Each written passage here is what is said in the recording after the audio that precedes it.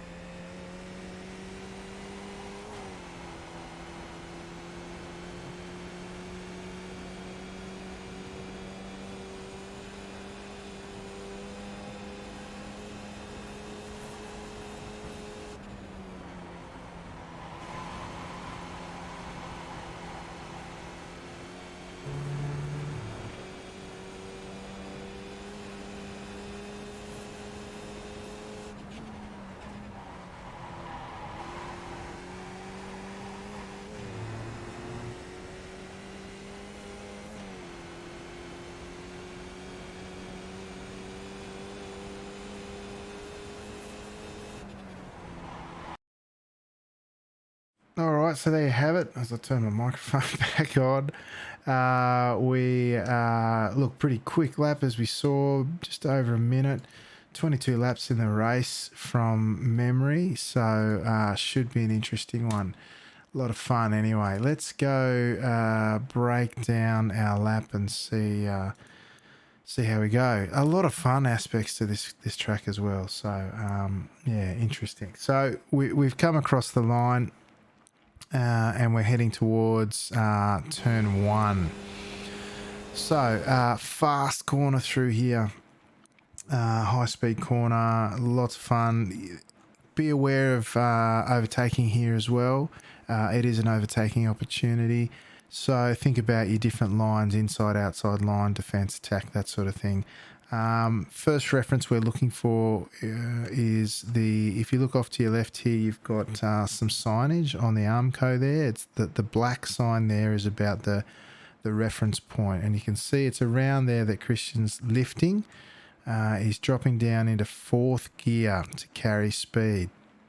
So as we come in, we're off. We're braking not too hard. We're using the brake to both slow the car and add a bit of rotation. You can see as the brake trails off, there's still some steering input into the car, a little bit of correction mid-corner. Now what you might notice that on this line, which is a relatively early turn in, there's not full commitment on the throttle here because it's quite a long turn as well. And the risk you run if you commit to full throttle too early, you'll spew off on the outside, and there's a very easy 1x to be picked up each and every time you do it too. So you can see a good strong apex here. The front right is on the inside of the apex curbing there on the grass. This is a good amount of curbing on this line.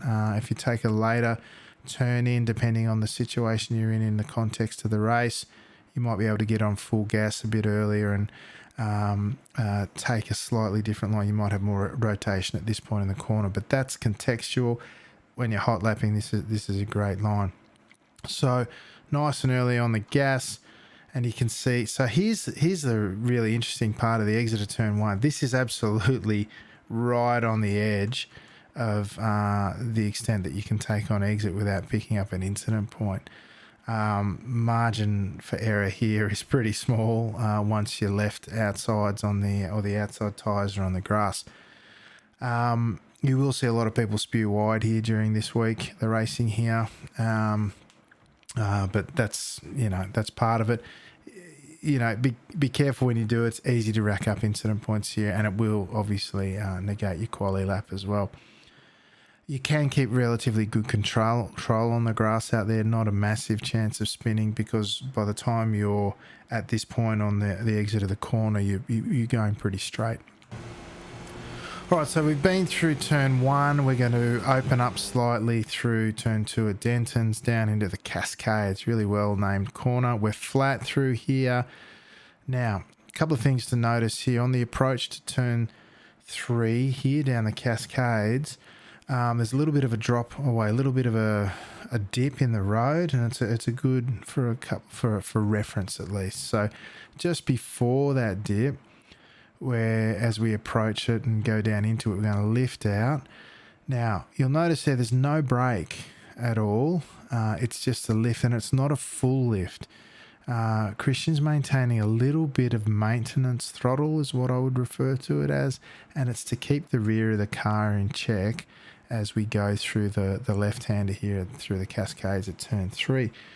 It's very easy, particularly in the early stages of a lap of your stint, to lose the rear of the car through here, and in attempts to correct it, you can end up on either side of the track. Particularly though, in the early stages of a stint or a race, if you end up on the left-hand side of the track off into the gravel or the grass, there's just no stopping the thing, and you are going helter-skelter through the next turn at turn four, and you're likely to be playing 10-pin bowling with the other drivers in your race at that point, which is not really what you set out to do, obviously. So on the approach to turn three, we're going to turn in quite early. We're turning in full throttle before we hit the dip. As we go into the dip, we lift, hold the maintenance throttle and steer the car through, really mindful of the rear of the car there. Now, it's a compromised exit. We're not going all the way over to the right as you would in a traditional racing line. We're compromising the exit to stay over on the left-hand side to open up the next turn at turn four at Foster's. At Foster's, we're going to go over to the left, but we're not going to use the curbing on the outside there.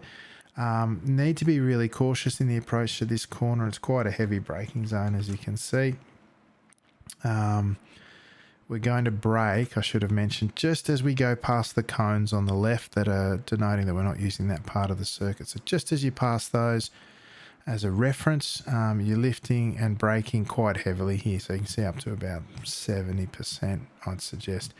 We're not going to use the full extent of the curbing on the outside here. Quite a lot of risk in doing that. A tyre on the grass here, the rear steps out to the left, the front of the car turns in towards the apex of the corner. Cool, but you've got no control.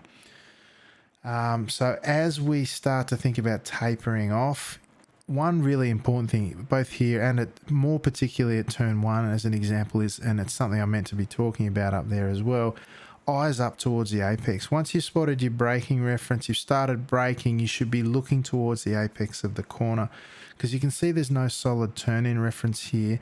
And as you get a better feel for the track, by spotting your apex, you'll get the feel for where you need to turn in there. And as you see, as the brakes start to taper off, you keep a little bit of brake on there to make sure the rotation's right. You can clip that apex curbing, that sausage curb there, but best to avoid the risk of it. Don't cut over the top of it, incident point and all the rest of it, and you're likely to do a bit of damage to your race as well. So we've carried a fair bit of speed through here, and so the throttle is only getting committed to on the apex rather than before it. And notice on exit, quite important here, you can probably take another tyre width as you exit the corner here out to the left. However, be very careful with that red and white apex curbing on the exit, because there's inconsistency there in grip, and in fact the rear outside tyre can sort of really lose traction and spit you out to the right hand side of the circuit across the oncoming traffic. So be very mindful of that. That is a really tough passing zone, but don't be surprised if you're 2x2 here. I would recommend not trying to hold the outside position here as you exit the corner. Acknowledge that the person on the inside is going to be on a very tight line on exit and likely to push towards the outside of the circuit. You're probably better trying to go underneath them on exit, would be my suggestion. But hey, everyone races their race, I guess. So from here we're just flat all the way up through turn 5. There's no chicanes here in this version of the track. We're up Clay Hill at turn 6 now. So this is probably the draftiest part of the circuit up the hill towards Druids at turn 7. Be mindful that as you crest the hill under the bridge, you might be starting to become side by side with someone, and Druids is another passing opportunity at this circuit. And it's good to get accustomed to at least the approach of the corner and the decision making where you're going to position your car in case you are side by side. So you notice here Christian holds 4th gear, which is something I also do when I race here typically. So, you know, the draft isn't necessarily in full effect because you're not up in 5th gear and at those higher speeds. So, you know, see how you go this week when it comes to getting side by side here as well. Aren't any strong references here for the things you need to do when you approach the corner. So it's another one where, depending on what you can pick up on the surface of the road, there are some white spots or differentiations in colour, just you see in front of the car there at the moment, that I sometimes use as references for myself. But you see Christian's a long way before that. It's more about spotting them up ahead and using them as a reference. That's what I do, certainly. But more importantly, to have your eyes up the track to the inside of the corner where you know the apex is coming. A lot of this particular section, because there aren't any really strong references, is about repetition and knowing the corners and what you need to do to get there. So it is a lift on the approach with your eyes up the track, a small amount of brake, and it is both to slow and then to turn the car as you taper off. You turn in this double apex right-hander at Druids, a lot of fun. If you get in the right company and go side by side through here, it can be absolutely exhilarating. You'll see that Christian is getting onto the gas, right? Fully committed on the gas as he comes to the first of the two right-handers. And from there, if you've positioned your car well enough and are on the right line, you don't have to lift again until the final corner. And you'll see the line there remains quite tight through the corner. Okay, you don't move out a lot to the left in between the two apexes. You keep quite a tight line, and you can see there by the time you grab the second apex, it hasn't lifted at all, and then tracks out all the way to the left. And that again is about as far as you want to be on the left without picking up a 1X. And again, be careful of your rear tyre catching the grass with any steering input in the car, because you will spit off to the right hand side of the circuit. So we finally hit 5th gear. You might hit 5th gear here in draft, and this is, I would suggest to you, probably the best passing opportunity on this circuit in terms of risk versus reward, particularly towards the closing stages of the race, the last lap or what have you. Expect to be side by side here with at least one person, and on a rare occasion maybe even be 3 wide. So just be aware of that. All right, so again, references are a bit hard to come by here. You've got the You've got the right hand turn signal board there. That obviously is a good indicator that you're coming up. And there will be occasions, I should say, you might be in fifth gear here, if depending on how you want to race it. Some people race the limiter in terms of gauging where they are in a corner. Other people might click up into fifth gear. So just beyond that, again, you might spot there are some patches. There's a patch on the road just ahead of the car at the moment, and that's something that I've used as a reference historically. But again, eyes up the road, get used to spotting where you are in relation to the corner and get a feel for where you want to brake.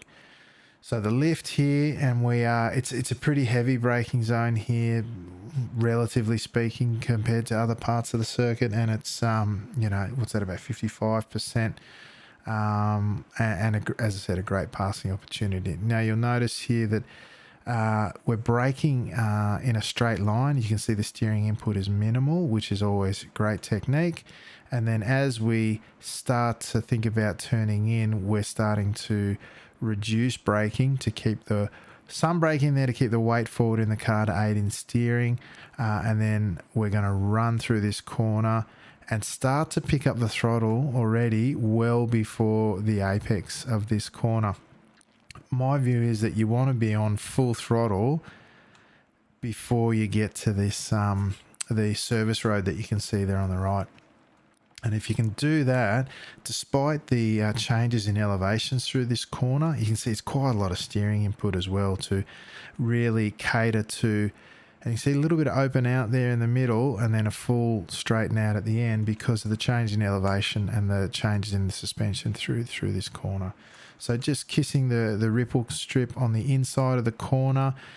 You don't want to take too much of the grass there as the ripple strip ends because there is an incident point there, so just be mindful of that. And then tracking out all the way to the left. Again, particularly early on in your lap, you want your wheel pretty much straight by the time you hit this exit curbing, and watch your rear left tyre on the grass here. Again, another corner exit that will spit you over to the opposite side of the track on the right if you catch too much of the grass. Not uncommon to see that. And then you're flat out and ready to do it all again. One final note before I forget again. This is a really good example of eyes up the track through turn one. Just remember to spot that apex. You can see that one from a long way away. Really beneficial to practice that skill of looking up the circuit rather than focusing so much on particular markers or references and then leaving just a fraction of a second to spot things like apexes. Keep your eyes up the circuit. All right. That might about do us for this week. Don't forget to check out the other track guides and everything over at Infinite Racing Services. Check them out on YouTube at infiniteracings.com, where you'll find links to their Discord and everything else where all the community stuff happens. Otherwise, folks, enjoy your racing here at Oulton Park. Certainly different style of racing to we had last week at Road America. And it's a great little track, a lot of fun in this category. So get out there and have some fun, folks. Otherwise, hope to see you again next week. And on behalf of Christian Perez and Infinite Racing Services, I'm Alex McKellar. And I'll say ciao for now.